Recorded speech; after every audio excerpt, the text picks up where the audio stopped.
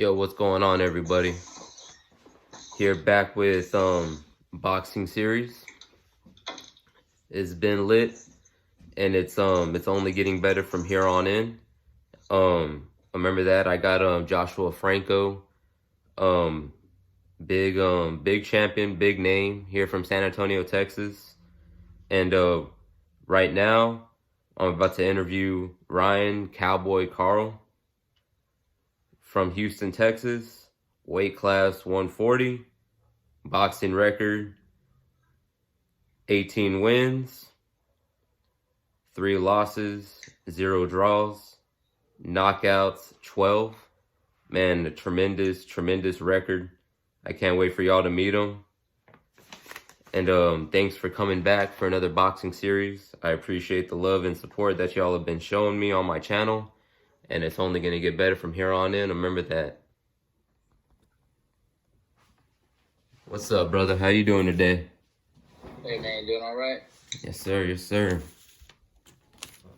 Yeah, man. So, first things first, man. Congratulations to you and your wife, on the new baby girl.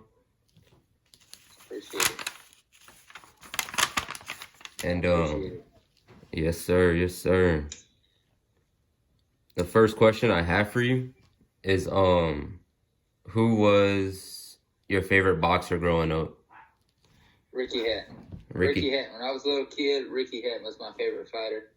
He was rough and tough. He was fun to watch, especially for a young kid. Of course, we all loved Oscar. Everybody loved Oscar when I was a kid. You know, Oscar was a big deal. Floyd wasn't as much whenever I was real small, first started boxing. Of course, also saying I grew up in a very Mexican style boxing gym. And not everybody liked Floyd as much, you know? Yeah. And so I really kind of fell in love with Floyd later on, his style and what he's done in boxing and how he can, you know, everything he has to offer. I really, you know, learned his stuff and learned to love his stuff later on. But really, as a kid, I loved Ricky Hatton. Big fan of Ricky Hatton. Big fan of Ricky Hatton. Same here, man. That was one of my top 5 fighters, man. Just watching his fights. I never really watched any of his fights like live and all that stuff, like on pay-per-view, but watching back on his fights, I'm like, damn, dude, that dude was a beast, man. Rough and tough, and he could fight. Yep, of course. And so basically, what made you get into boxing? You know, I was in fights all the time in school. Me and my brother, you know, we were always in fights. And my daddy taught us how to fight when we were little kids. I remember my dad, one of the first things I remember my dad ever teaching me, besides the fact that he loved me, was how to fight and throw straight punches. We had a boxing bag in our house. Dad taught us how to fight and how to defend ourselves. You know, Dad grew up rough, and so he prepared us to grow up rough. And so he was going to make sure we were going to be okay no matter what. And so we started boxing, you know, I was in fights all the time in school. My brother wanted to start boxing. And so I was about 11 years old. My brother wanted to go to a boxing gym, wanted to start boxing. He was 16. My mom found a gym in Waco, Texas, Waco Boxing Club. And Gilbert Sanchez was the coach at the time, and with Derek and Gary. And so we went up there. My dad drove us up there, my mom and my dad together, always together, you know, always a family deal. Mm-hmm. And I really got drug out of the house. I didn't as much want to go because I was playing with my next door neighbor. We're playing football outside, Mm-hmm. and I didn't really want to go as much because we're playing outside in the street. And anyway, so I go up there and I fell in love with boxing. I just fell in love with that. I love the sport, love the individualism. You know, it's just me in there, nobody else. I fell in love with that, and of course, I always liked to fight. It never was anything I was ever scared of or worried about. I was always one of the first ones to get in a fight. Drop of a hat, kid growing up, you know, a little redheaded, freckle-faced white boy. What do you expect? You know, and, you better be able to fight. And so I was in fights and stuff all the time, and we just started boxing a lot. My brother was more into girls and stuff. He's 16 years old, more into doing other things, and so he didn't stick in boxing as much. But he was probably more talented than I was, and but I stuck with it, and so that's where I'm at. Wow, that's good to know, man. For real. Yeah, look, I got my boxing analyst and I got his brother, big fans of yours. They were they were both there live at the Alamo Dome when your last Yeah, fight, and they're the ones that like recommended me. They're like, you gotta interview him. You gotta interview him. And they were all like, yeah, they all have your merch and everything. And his yeah, little man. brother showed Good me his people. hat yesterday, and he was like, "See, I rock with him." And like he was showing me his hat. It says Team Cowboy on it, and Yeah, I was like, "Dang, dude!" I was like, "That's nice, man." I was like, "I'll make sure he says what's up to y'all." yeah, for sure, man. Good people right there. Yes, sir. And the third is what's your favorite moment in your boxing career as of right My now? boxing career. As of right now. I really enjoyed being on stage. Besides the fight, I love the fight. This last fight, I love every fight, no matter what. I love the experience. I love being in the ring or on the stage. Getting ready for this fight, all the work I put in. My favorite memory of all, or my favorite moment of boxing so far, has been just the time with my father and training. Um, you know, Getting ready for this fight as a team because we done it our whole lives. We done it together, me and him, and my mom too. But it's a special thing for us. It's a bond we got, and so it was a big deal to me Wow. to get this world title shot. I was, man. So by far that was your favorite moment? Yeah. Just the whole experience itself. For going back to like each fight, I don't know that I got a specific fight that I like more than the others.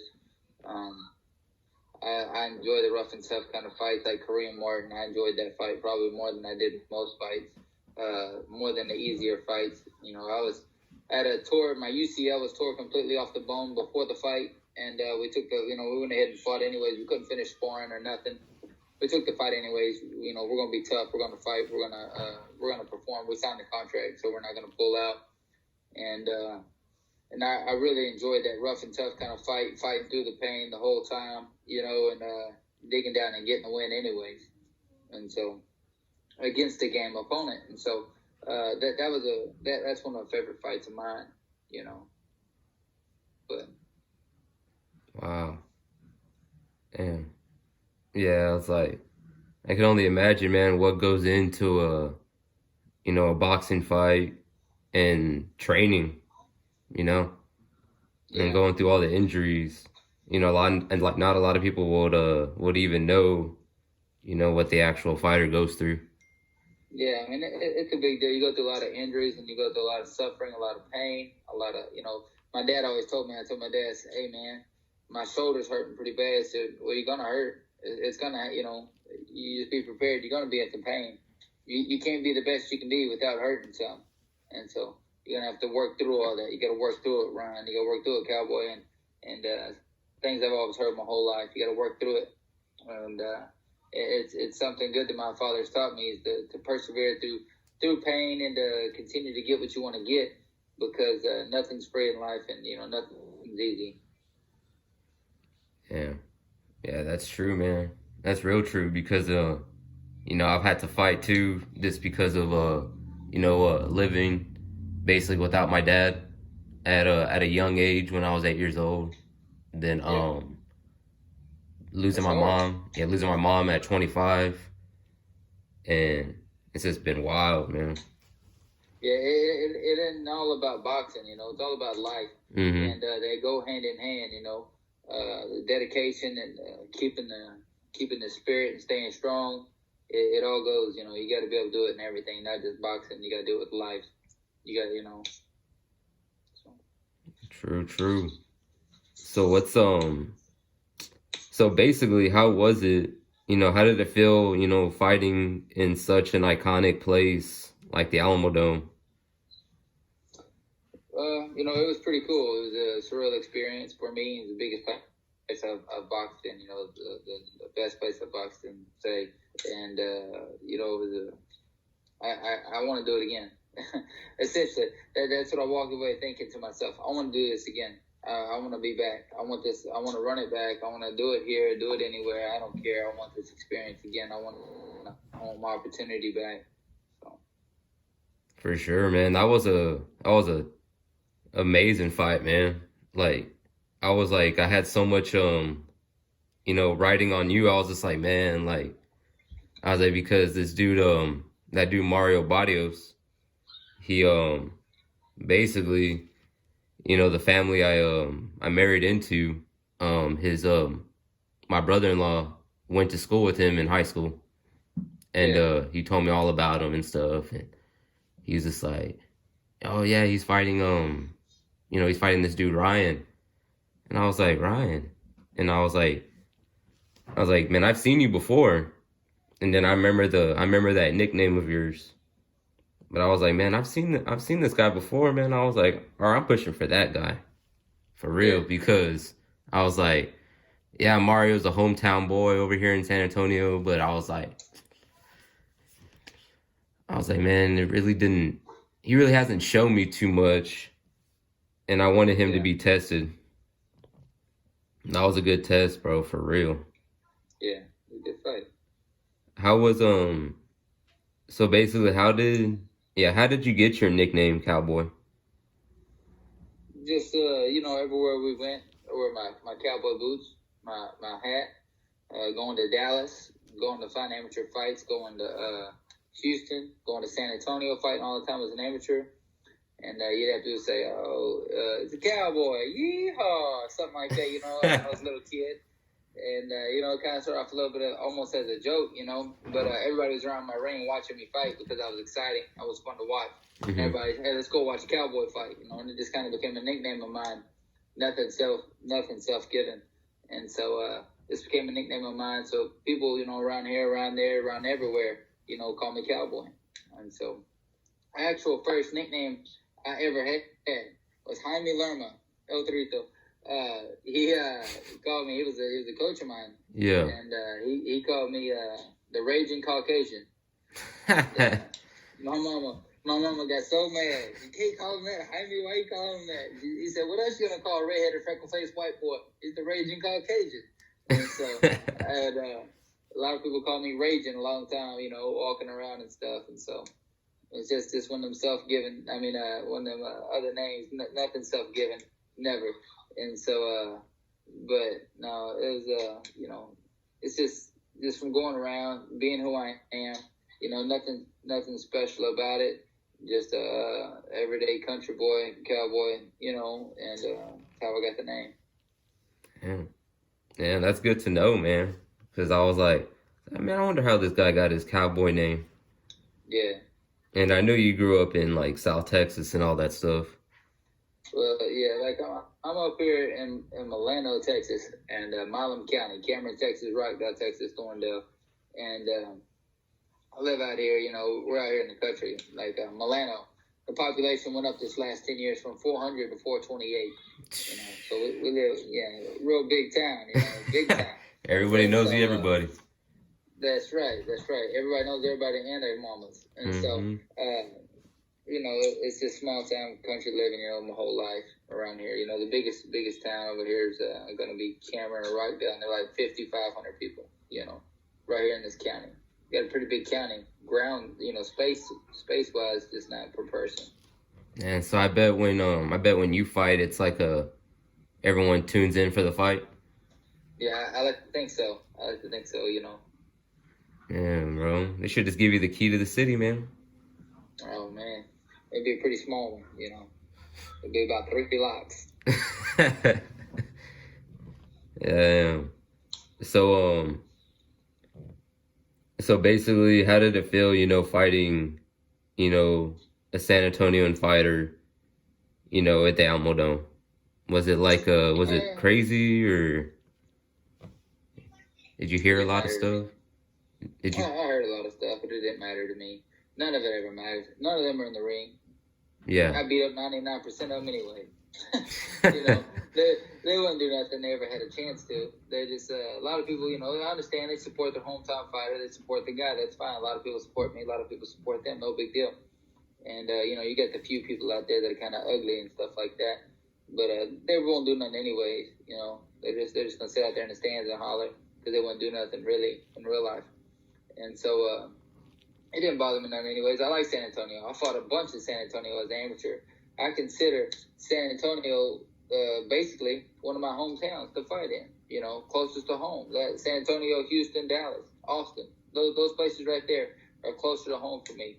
And so, in me being from a small town, never being from a real big town, it's always been like that for me. That these places I've spent so much time training and fighting here, like in South Texas, the South Texas Amateur Boxing Association, STABA. I was an athlete representative down there, and that was in San Antonio. And so, being a San Antonio fighter, really wasn't nothing to me. I've been fighting hometown guys my whole life, and through the amateurs and everything. And I don't care. I remember Ray Mancini asking me, who do you want to fight and where do you want to fight him? I said, I want to fight Mario Barrios. He's world champion. He says, well, would you go to San Antonio and fight him? I said, I'd fight him anywhere. I'd fight him in his backyard. I don't care. I'll fight him in his front yard. Doesn't matter to me. And he said, that's how it should be. I said, but really, it don't matter to me. It's just a place. I'm here to compete. I'm here to be a world champion is what I want to be. And that's what I'm going to continue to try to do. But location doesn't matter. Damn. Yep. That's for real, man. That's real talk right there. And, I got to say, his face was beaten up a lot in that fight, man. I haven't seen his face like that before. Yeah. And I was like, damn. Yeah, I was actually, Halloween night, man. I was just like, man, because my brother-in-law was actually there, watching the fight. And, I was out with the family. We were downtown, so we were hearing all the craziness coming from the Alamo Dome.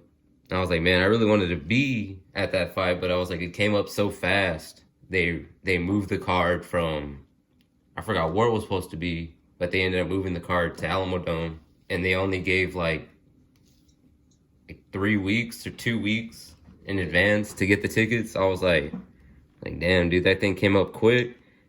So, Moved it around a lot. How did it feel, man, being like on the first, an event basically televised with, fans in attendance? Well, I'll be honest with you, right? So I know we were the first event back with fans, but I never fought without fans. So it never was any different to me because it was what I expected. I'm used to having fans, so it wasn't any different. It's the moment of having fans back, being the first real fight, big fight, pay-per-view fight with fans was cool. But the actual experience didn't seem any different to me because, of course, I like that. I like having people there. It would have been really odd for me to not have anybody there, and so as a fighter, but it was you can't beat it. First big fight back with fans, and then we put on a good show. The fight, like I always say, I come, win or lose, you're gonna be excited. I'm gonna put on a good fight always. 'Cause I'm gonna fight hard, and so it was pretty cool to be able to have that moment to where I can be one of the big fights back after the COVID-19 whole experience. Well, not after, we're still going through it, but during it. True. That's real true, bro. So what do you so basically what's your dream match, or who would you want to fight before you call it and you're like, I'm done with boxing? I don't really have any dream matches or anything like that. It's personally, I don't have any dream matches. No. Not really. I mean, of course, everybody wants to fight the great fighters. I'd love to be able to share a ring with Floyd Mayweather. Of course, I'm he's gone, and guys like that, any of the top guys, essentially doesn't matter what weight, any of the guys, top guys in their weight class, you always want to fight the top guys, essentially. So I'm going to continue to fight for World 140, find me a world title shot. I think that I'm one of the top guys. I think I can win it. I think that any of the guys at 147, I wouldn't mind doing that either. I'm not worried about weight so much. I mean, I'm not a 147-pound fighter, but I'm not scared of it either. I'm big enough where I can go up if I need to. Dream fights, man, I don't know. I haven't really thought about it, especially with current fighters. Like of the all time. Of course, I like to be in the ring with Sugar Ray Leonard. He's one of my favorites of all time. And guys like that, you know, Duran, all these guys back there. I mean, they could fight like hell. They could bad to the bone. You know, these dudes could fight, and I'd love to be able to say I could share the ring with somebody like that. You know, I think that would be pretty neat. But you know, right now I'm just focusing on the get back, essentially, what I need to do to get back to where I was and to where I want to be. Amen to that, bro. For real. Because I would love to see that match. No, you guys run it back. Yeah, I'd love to run it back. That's one thing I'd love to do. You know, as soon as we got out the ring, of course, you know, I couldn't see nothing out of my right eye, but it ain't no big deal. You know, it was just red. But like right after the fight, back there in the dressing room, you know, Al Heyman and them calling, you know, thinking that people think I need to run it back right away. You know, I'm back there getting stitched up still, and they're back there talking about it. And that was too close of a fight for a cut to the side. And so it is what it is. How was that? I like to run it back. Hell yeah, I would love to see that back, bro. How was that? How was that cut?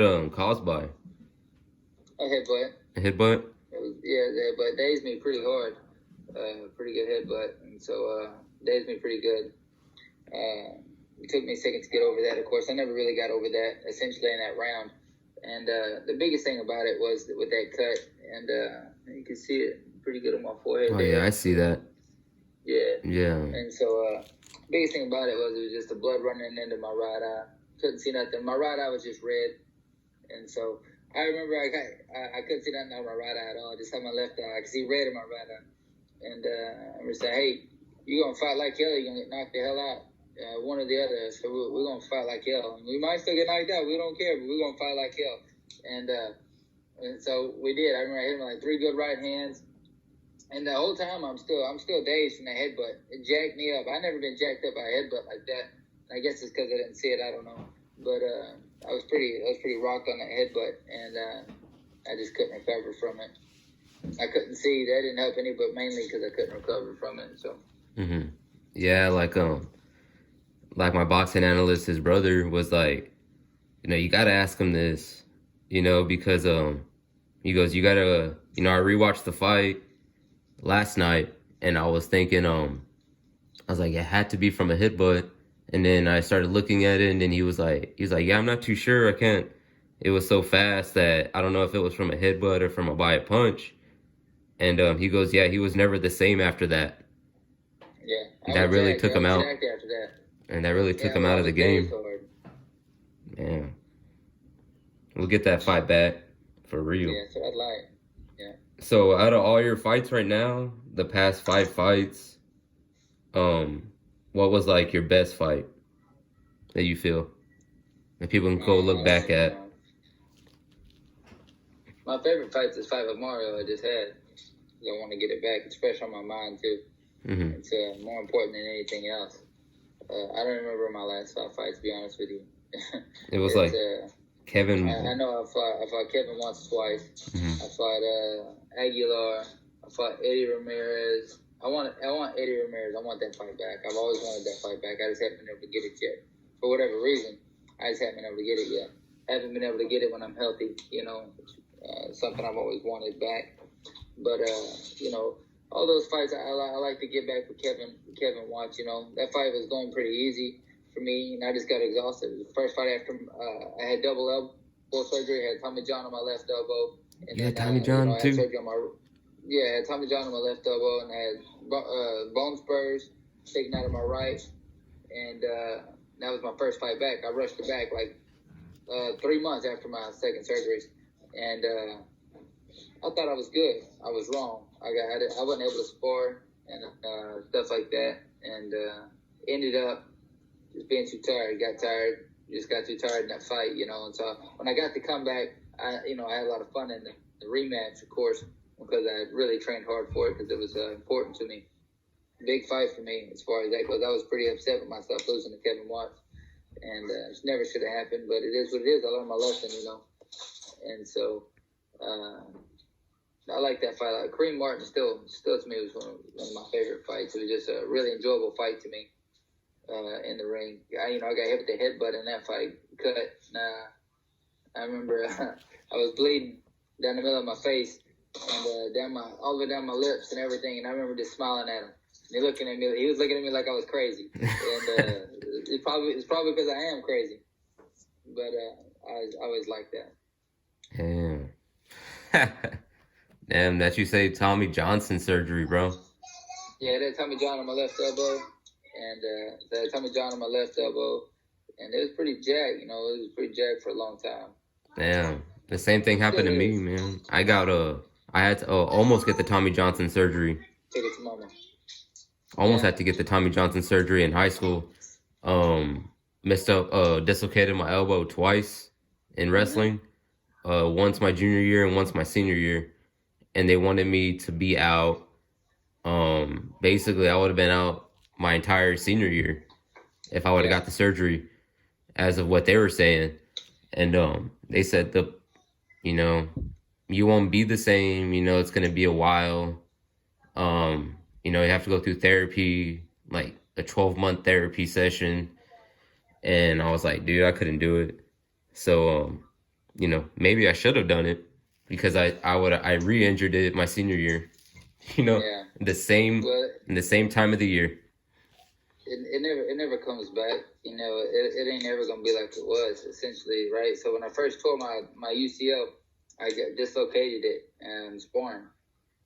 Throwing a left hook, got hit in my elbow at the same time. Dislocated my elbow, popped in and out, and I fought 2 weeks later. And so being tough is always something that I've done, But it never comes back. It's never the same. You always got a lot of pain. People ask, "Hey, how's your elbow feel?" It feels good. It feels great. So it doesn't hurt. No, it always hurts. It just don't hurt that bad. Yeah. It's a good time. It's a good time. It always hurts. I guarantee it. Every day, washing my hair, everything I do. Elbows hurt. They don't bother me in the fight at all. None. And so just being tough. Having your mind in the right place. They don't bother you. But elbow pain is something you got to live with, especially if you ever tore your UCL, you get the Tommy John. It's always going to be there. Man, I'm like, man, if I would have got that Tommy John, I don't know, man, maybe my elbow won't pop as much, but it pops all the time. I can't even do a good push-up without you hearing it pop. Yeah, my problem is getting full extension. My arms aren't straight, and trying to keep them, to where I can keep them fully extended. I lost about an inch off my reach probably. So that's what it was. It was caused from the surgery. Yeah. Wow. Damn. Yeah, I've broken a lot of bones in my life, but that one was by far it wasn't broken, but it was really it was off the bone basically, and by the cast, it was able to put it back together, connect it back together again. But it was the first time I popped that back in the middle of a match, I popped that back in, and within 5-10 minutes after the match was over, it was all purple. Yeah. It was swelled up, and I was like, God, that's all I was. I'm done. Damn. That's bad stuff. And they were like, "What happened?" And I was like, "Oh, my elbow popped out, and I popped it back in." And they were like, "What?" Yeah. It's insane. But so basically, man, for my outro is you being married, having a beautiful family, and an amazing career. What's next on your list? For where do you see yourself, in 2021 going? In 2021, I see myself fight for another world title. I see myself, continuing to be a good father to my 2 boys and my little girl. Mm-hmm. Trying to be the best husband I can be, of course. Trying to be a strong Christian man for my children to see a good example. Continue to do things like that is what I'd like to do. I'm not always, I can't always stick to everything I say. I'm not always perfect, of course. Never perfect, but I'm not always, I try to stick that line. I try to walk that line, Johnny Cash style. But it don't always work, you know what I mean? It don't always work. but I'm gonna give it my best shot. And so 2021, I see me trying to do some financially big things, for me and my family, and also I see me trying to I see myself becoming a world champion, fighting for the world title, give me another world title shot, and I'd like to fight 3 times this next year. I'm not, I like to fight. I like to stay busy. The busier I can, the better, personally for me. And I'm not trying to get out of camp and get too fat, I like to stay in shape and be able to stay in camp and continue to spar and things like that. Mm-hmm. True. That's real true, man. I can't wait to see you back in the ring. And I know you got that world title shot in you. And you get it. You'll get that world title. And hope to get to see you back at the Alamo Dome. Oh, for sure, man. And then go to one of your fights live, man. That would be nice to see that one. Be bad. And for real. So basically, let everyone know, my subscribers know, and where they can find you at. Go look your fights up or your social medias. Oh yeah, so on social media, you can find me on IG, on Instagram, and Twitter at Cowboy Karl1. Facebook Ryan Cowboy Karl. If you're ever looking for me, you probably find me in the woods somewhere, riding, doing something like that. I train over there with Ronnie Shields and Stafford over there in Houston, Texas. Ronnie Shields, Dominique, and the whole team, Big Nick, and so my dad, things like that. But that's about it. Just keep following me. I'm gonna keep being excited, being a good time. Oh yeah. I'm gonna go ahead and